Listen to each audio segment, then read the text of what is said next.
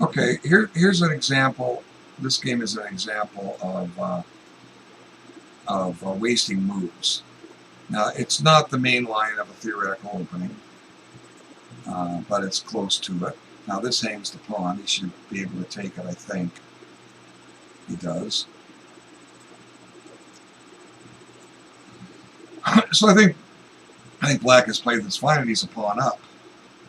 Now, d5 is good. Let's anchor that knight in. This is playable. Now here, well, let's see. Bishop takes, d-pawn takes, queen e2, stops Black from castling because the bishop drops, and Black doesn't have the trick of rook f8 here, because not only is e1 defended, queen takes queen, would pin the rook anyway. But White plays here. So Black should be okay here, but what Black is going to immediately waste two moves. He's going to put the bishop on b4, then he's going to bring it back. Well, not yet. He will in a moment. Now, White should have played this bishop to c2 now. One of the ideas of an early c3 is saying don't stop here. Now, Black can't play d5. He should play d6. Okay, that kind of wastes a move. This actually weakened his position, and as we'll see, it hurt him a little bit. Now here's where he wastes the move. See, this bishop has already moved twice. He went to c5 and came back to e7. Let's play d6 and get this bishop on c8 in the game. You know, we can put it on g4, and we have tactical shots against the isolated pawn on d4. You know, like, just imagine if this bishop was on g4 now. Bishop takes. If queen takes, we can pick up the pawn on d4. And if pawn takes, then White has some double pawns. His pawn structure is shattered. So the only way to accomplish that is to play d6. Now, it's White's turn. He has remedies. He can play h3, which is a common thing that White does do in the real opens to stop that pin. Okay, but d6 would be a better move. We didn't play it. So here he's in effect giving White two free moves. One is a3, and this is the other one. Now, I've seen this come up in these scholastic games. White is going to try to play queen d3. It just had one yesterday or the day before. And then take the knight on f6 and mate on h7. So one of the drawbacks of this bishop b4 move was the pawn went to b3. So let's imagine this pawn back on a2, and White plays queen d3. Well, that does have a threat of bishop takes still, followed by mate. However, because the pawn is not on a3, it's on a2, Black would be able to play knight b4. And White doesn't have time for bishop takes f6 because he's going to lose his queen. So he moves his queen, Black takes the bishop on c2, and Black is fine. So if White wanted to prevent that, he would have to play that knight b4. He would have to play a3 on his own. So, you know, well, Black is busy, or White's busy doing that. Black is, you know, getting his pieces developed. And his d6, as I explained, might cause White to stop and play h3. So, you know, what's Black doing wrong? He's doing everything wrong. Now, Black misses White's threat and plays bishop d7. And now he realizes he's going to lose a piece. So, but what's interesting in this position is if Black plays g6 here to stop this, White has a powerful move, rook takes e7. Maybe it's not that powerful. Maybe it is. Let's see. See, the first point on, okay, g6, rook takes e7. If knight takes e7, there's nothing protecting the knight on f6. White will just take it, and white has 2 pieces for the rook.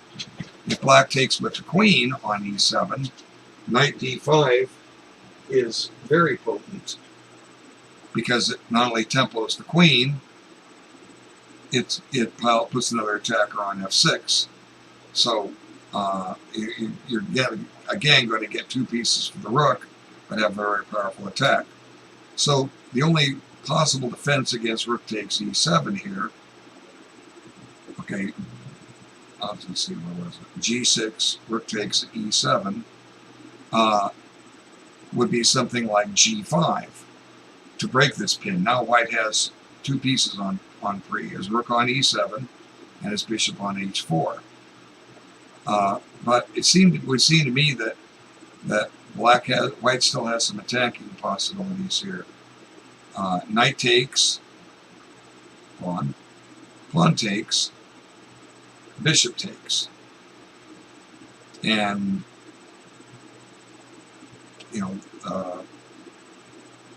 again, if now queen takes e7, knight d5. If knight takes e7, bishop takes e7, and now these g pawns and h pawn are gone, and the mate thread is back on h7. So let's see. Now I could have analyzed that incorrectly, and it's one of the things that beats us. We work out a combination, but we miss one line. I've asked 2400 friend, when you beat somebody over 2400, why did you win? He said they overlooked the tactic. It's okay. Now you beat a 2200. Aside from them overlooking the tactic, how did you win? And he says, well, they're going to make small errors that allow me like a superior endgame, or creative attacking chances. Anyway, so we can only analyze what we can see, but we have to try to be thorough. So that if one nice thing about looking at this game when I can't move the pieces is we have to do all our analysis on our head. Now I can bring it to a board. Okay, I can save this game, put it on a chessboard, and then we can sit here and move the pieces around and verify things. We can see in more detail. Well, that's good. And doing that will help your analytical ability. That's kind of like correspondence chess. It's your move. The move, like the old days when it came by postcard, you set up the board, look at it, and start moving pieces around. Think about planning, however you want to do it. But here we have to do it all accurately. So, and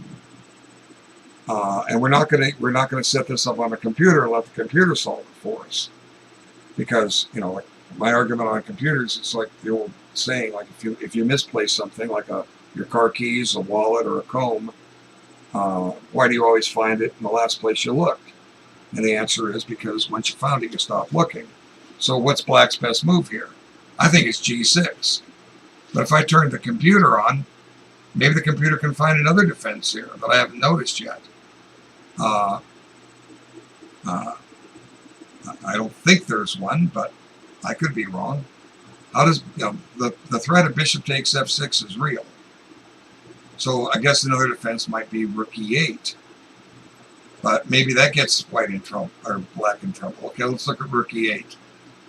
White is still going to play bishop takes f6, and black takes back, bishop takes f6, and then queen h7 check, king f8, and surprise, surprise, queen h8 is mate. So the king can't escape to e7. There's a rook on e1. So rook e8 fails. So g6 seems to be, to me, well, bishop f5 throws a piece away, but it does defend the mate, but the threat is still there. So g6, rook takes e7.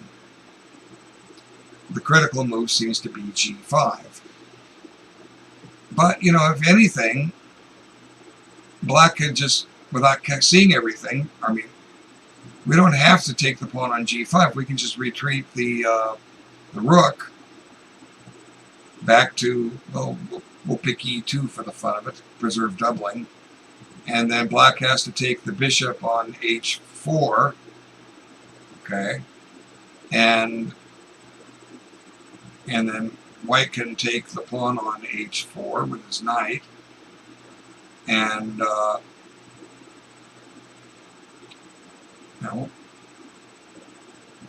white has at least won a pawn, and maybe there's more there,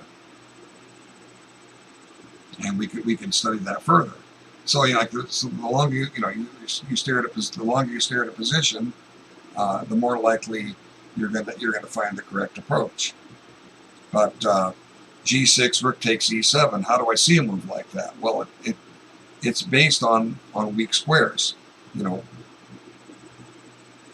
when you move the pawn from you always think these things, these combinations come out. When they play their pawn to h6, they weaken g6. When they play their pawn to g6, they weaken f6 and h6. It's that simple. So when the pawn goes up to g6, we're looking for a way to go after this knight. And even though it's well defended, rook takes e7 destroys one of the defenders right here and right now. And, you know, clearly if knight takes, you know, we play bishop takes f6. We picked up a bishop and a knight for the rook. And this gives white a good game. Now, point count chess, it's even. See, white's a pawn down here. But positionally, the bishop and knight will outduel the rook. I'd like to save this game. I've got to figure out how to do this. Let me try it this way.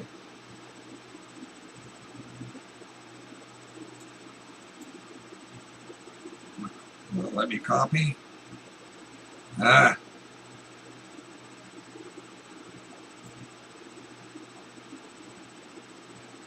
Well, I might have to get this by remembering the name of the players. Juggling match. See this, when I'm moving the arrows, you know, when I change the position around, this is a interactive browser created from my my broadcasting software. It's not, I'm not looking at it on Google Chrome or Firefox or Microsoft Edge. I'm looking at it on their software. Unfortunately, there are certain things I can do. You know, let me try to go into Juggling Matches profile. Because I think I think this game here has some high instruction value to it, and that high instructional value is the how did that pawn get to d6? Oh no, he did play it later. You know, simply because of the time black lost, you know, putting the bishop on b4 and coming back, and how this a3 move hurt black. White would have had to stop and play. If he wanted to do this little dance with the queen and the bishop, he may have had to stop and play h3 and a3. And while white's busy doing that, guess what? Black has more moves to try to do his thing. Okay, so I want to analyze this game further in some aspects. You know, occasionally I find what I think is a highly instructional game, and this has it all. You're not going to find this in a grandmaster game, because you see the grandmaster games, they're playing perfect chess. We can't play perfect chess. Okay, we're not that good. Well, they're not playing perfect chess, but you see what I'm saying. This is the kind of position, you know, the grandmaster will win this just like I told you, and hopefully we can win it just like I told you. You know, just a reminder. I mean, how many times have you looked at a tactic in a chess book or a tactic of the day on chess.com, white to play and win? There's a good chance that you've solved the number of puzzles the grandmasters did, straight from a grandmaster game. Doesn't make you a grandmaster, but it does prove one thing, and that is you're good enough to play grandmaster moves, especially in tactical situations. Okay, so let me I'm gonna have to. Well, let's see. Let's do it this way. I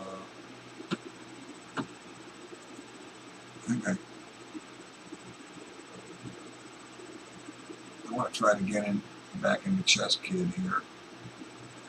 I want to get this game now before I either forget or forget the name. Let's see.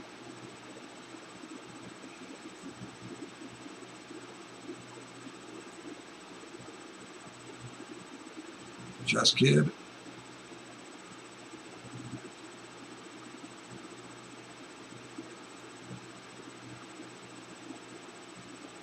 Okay.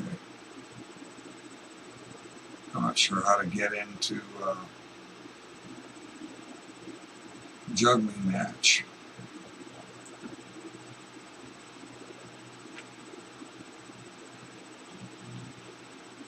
So once I get into the player profile, I can get their games. Okay.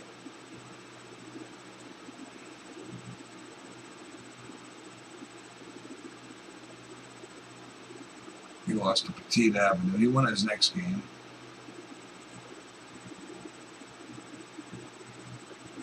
Okay, now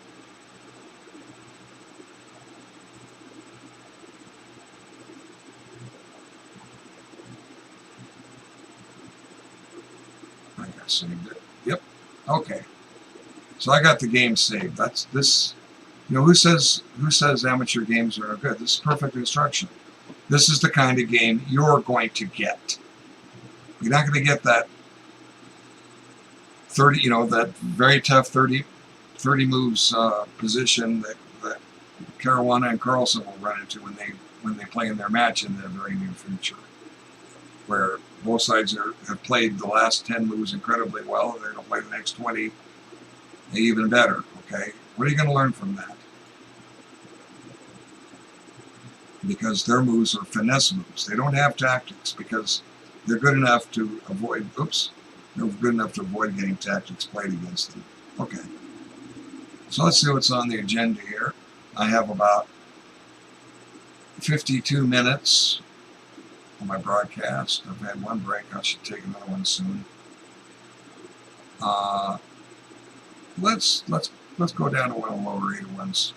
Here we go. Browntown 174 versus Hungry Hour. Let's see what they're doing. Okay. Both sides have nothing developed. Look at all those pawn moves. And the pawn moves keep coming. Okay. But, you know, the advantage of looking at a game like this is every move there's a tactic. White to play and win, and that's black to play and win. Now take en passant. No, you're going to take that way. So I think both sides have moved nothing but pawns. Yeah. So now you say, well, I'm not going to run into somebody like this. Well, that's right, you're not. Okay. You're not going to play somebody that does it. Maybe we got a piece move. But as I say, every move there's going to be a tactic. Uh-oh, there's a tactic. Black to play and win. Take the queen. He did. So, white needs some development if he's going to compete. I grabbed a pawn.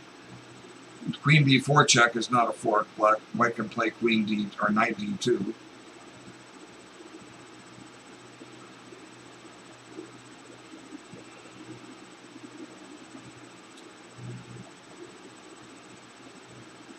As I say, you know, I'm kind of, you know, it's okay to look at these games. And black undeveloped his queen. So everything's on the first rank again. Fortunately, they're running out of pawns to move. I spoke too soon. Okay, g3 was another pawn move.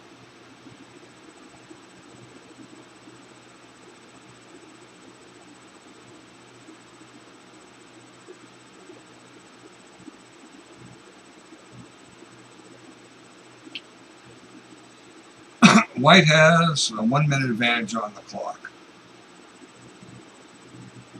So, black to play, what should he do? Well, he should develop something. You can play bishop b7 and snare that rook. So here's the tactic. No, it's not really a tactic like removing the defender or the pin or anything, but it seems to force white to lose either his knight or his rook. He missed it. So it's still a threat. Now, white, now, black will probably take the pawn. The beginner C pawn captures. They didn't know the rule to capture towards the center. So, if you don't know the rule, the pawns become more mobile if they're capturing towards the center. See, rook's pawns can only capture one on one file.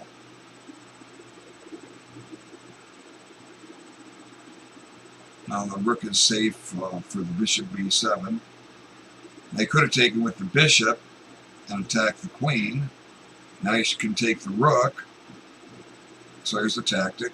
Just take the rook. Oh, got to drop a rook instead. Okay.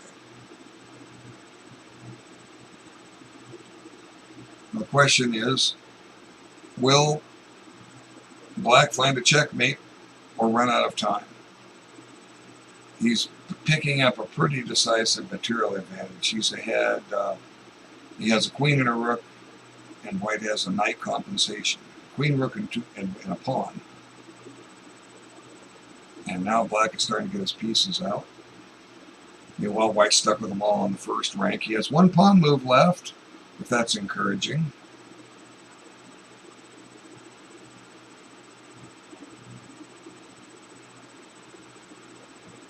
Oh, going to hand him a knight.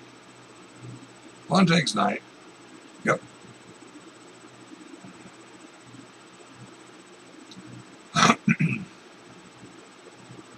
Now, queen d1 check should lead to a speedy mate. I don't want this pawn, you can have it. Okay, well, as soon as black figures out he can use that queen to his advantage, we should see a quick checkmate. But white's starting to lose his time advantage.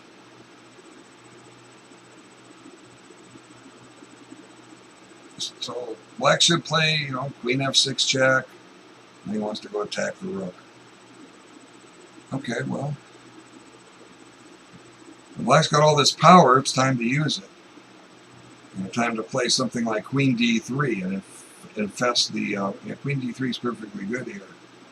King can't go forward; he has to go back. I'm going to check that way.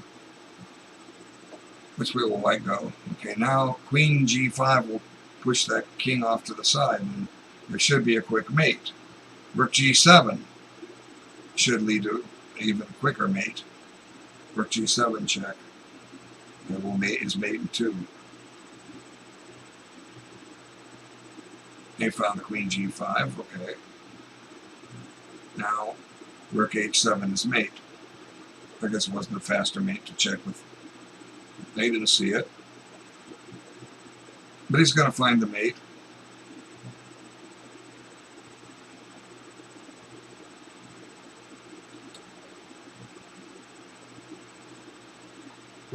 Rook h7 is still mate. Rook h3 is mate. The bishop covers h3. That let the king out. Why do you want to let him out when you got him pinned to the side? So he guards the rook. Queen guarding the rook with g4 would have given mate next move. It's still mate here. Rook g7 is mate. You're going to mate in 2 instead.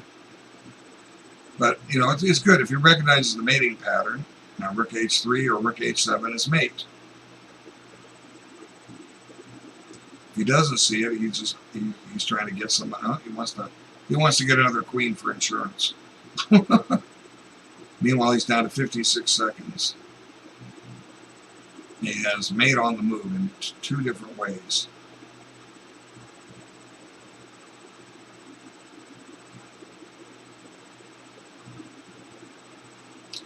Well, that delays the mate because that bishop can block on h2.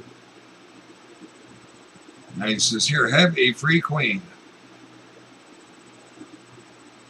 Rook takes queen. Well, white move his king to h2. Oh my goodness. Okay, find the mate, rook h3. Oh, you want to take that. Now there's got to be a whole bunch of mate and ones after king h1.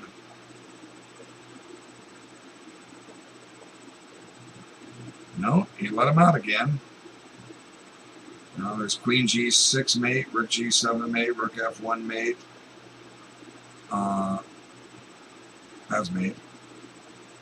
No, it's not mate. The rook can take it. Humorous. Black is running out of time. Well, you know, it's good. This is good practice for black. You know, white has to figure out that he only has one legal move. If they can't figure that out, like he's trying to move his king and it won't let him, what do I do? What do I do? What do I do? He finally realizes he has to play rook takes.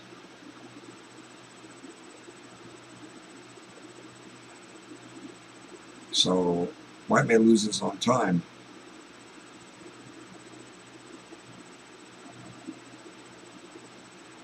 So, you know, I'm sitting here picking up the mates. I'm sure you're seeing the same mates. You know, your analytical ability is growing. Yeah, white's going to lose on time. He doesn't see what he can do. He doesn't understand his rook can take that queen. And black didn't see the rook was there to take the queen either, so black won. He never got his mate. He missed quite a few of them. But 6 months from now, this kid will have it all figured out. Maybe less. Okay, lazy girl and friendly sea.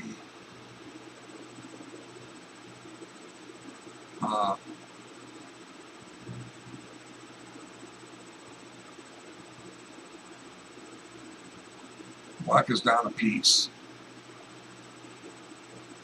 So high rated is losing this. No, he's not down a piece. I can't count. Well, I can count. I thought I saw an extra bishop on the board for white. Okay, it's a competitive game. I will be back.